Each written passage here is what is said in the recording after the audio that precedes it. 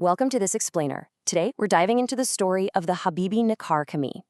This is a site where history, faith, and, well, immense tragedy profoundly collide. We're not just talking about a building here. It's a monument sitting quite literally at the crossroads of civilizations. But as you probably know, its incredible story recently took a really devastating turn. It really makes you stop and ask, what actually happens when centuries of history just collapse in seconds? On February 6, 2023, catastrophic earthquakes struck the region. In mere moments, this unimaginable seismic force ripped through Antakya, and this ancient structure, a place that had survived countless empires, was tragically brought to its knees. The sheer scale of the physical loss here is absolutely staggering. We're talking about the beautiful dome, the portico, that iconic minaret, and the ancient inner walls. All of it either severely damaged or completely destroyed. And the reason why? Well, the mosque sat right on alluvial soil at the very southern tip of the East Anatolian fault line. So the destructive power that day just completely shattered centuries of ancient masonry. But here's the thing you have to understand. What collapsed that day wasn't just stone and mortar. It was a physical timeline of Anatolian history, suddenly buried in rubble. This site is widely accepted as the very first mosque within the borders of modern Turkey. So every single fallen stone there actually represents a distinct, irreplaceable chapter of human history. Just look at how this site has continuously changed hands between empires and faiths over the years. Back in 638, commanders from Caliph Omar's army transformed it into a mosque. Then, fast forward to 1098, the Crusaders take Antioch and, you guessed it, turn it into a church. By 1268, Mamluk Sultan Baybars reclaims it as a mosque. And, much later, in 1853, the Ottomans had to completely restore it after another massive earthquake. It's like a giant historical relay race.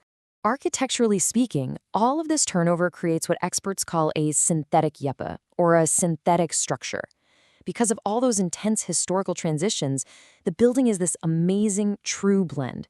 You've got the foundations of an ancient pagan temple, which then grew into a Roman and Byzantine church, and eventually evolved into this complex Islamic mosque. It's literally distinct cultural layers woven seamlessly together into one single site. Okay, so beyond the architecture, there is this totally captivating human element. The mosque itself is named after Habib-I Neccar. He was a local carpenter from the Roman era. And his story is just fascinating because it effortlessly bridges pagan, Christian, and Islamic traditions. It creates this deeply shared heritage that you just don't see very often. So, the lore goes like this. Jesus sent his apostles, who are known locally as Yohanna, Yunus, and Shamunasafa, to Antioch to preach monotheism. But the local pagan population completely rejected them. They threw the apostles in prison and even threatened them with death. And that is exactly when our local carpenter, Habib-I Neccar, bravely stepped in to defend them. And what's really amazing is how this local legend is famously tethered directly to Islamic scripture. In the Quran, Surah Yasin mentions, quote, the man running from the other end of the city. Islamic tradition widely attributes this exact description to Habib-I Neccar. Picture him desperately rushing all the way across Antioch to urge his people to listen to these messengers. Unfortunately, his pleas were met with extreme violence. The townsfolk actually stoned him and cut off his head. But right here is where the story takes this gripping, super mythic turn. Local legend says that after he was martyred, his severed head actually rolled through the city's streets, finally coming to a stop at the exact, precise spot where the mosque and his tomb stand today. Talk about a powerful myth, right? It forever anchored his spirit to this specific plot of land. To truly understand what was lost in 2023, you have to picture the anatomy of the Kuliye, the whole mosque complex before the quake hit. Imagine walking through these arched gates made of local stone right into a courtyard centered around a gorgeous 19th century Ottoman fountain, the Shadorvan. Surrounding you are vaulted rooms used for religious education. Then you enter the main prayer hall with its stunning stone mihrab, and rising above the whole shebang was that iconic cylindrical Ottoman minaret.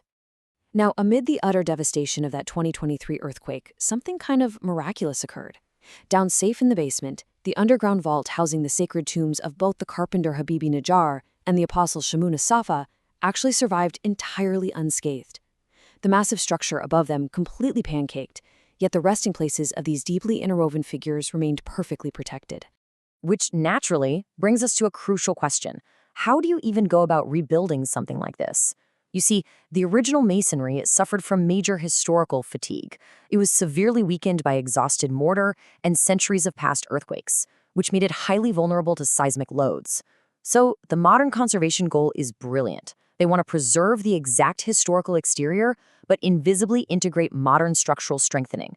Basically, giving it a hidden, high-tech skeleton to survive future quakes without losing its ancient soul.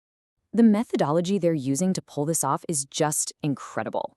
It's a meticulous three-step restoration process called anasylosis.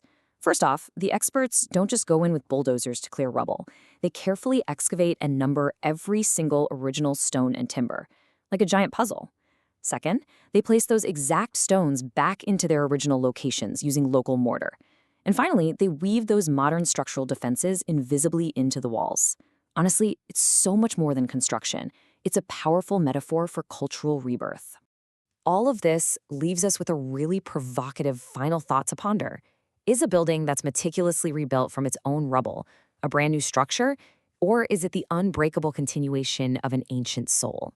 The Habib-I Neccar has fallen and risen before, and as it is pieced back together stone by stone today, it stands as a testament to the enduring legacy of a place where empires, faiths, and legends will always converge. Thank you so much for exploring this remarkable piece of history with me.